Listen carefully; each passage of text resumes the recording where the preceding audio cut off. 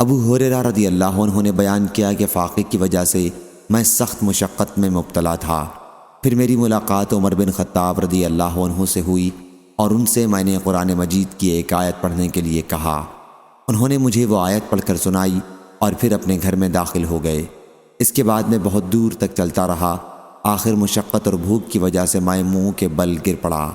اچانک میں نے دیکھا کہ رسول اللہ صلی اللہ علیہ وسلم میرے سر کے پاس کھڑے ہیں۔ حضرت صلی اللہ علیہ وسلم نے فرمایا، اے ابو ہریرہ رضی اللہ عنہ۔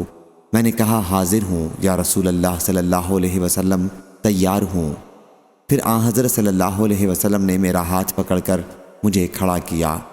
آپ سمجھ گئے کہ میں کسی تکلیف میں مبتلا ہوں۔ پھر آپ مجھے اپنے گھر لے گئے اور میرے لیے دودھ کا ایک بڑا پیالہ منگوایا۔ میں نے اس میں سے دودھ پیا۔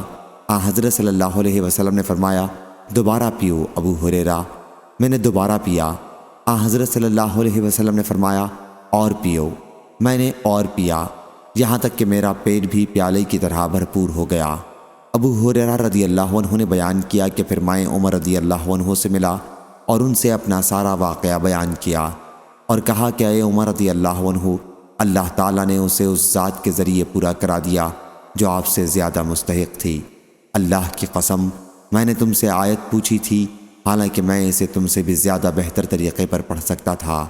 عمر رضی اللہ عنہ نے کہا، اللہ کی قسم، اگر میں نے تم کو اپنے گھر میں داخل کر لیا ہوتا اور تم کو کھانا کھلا دیتا تو لال لال عمدہ اونٹ ملنے سے بھی زیادہ مجھ کو خوشی ہوتی۔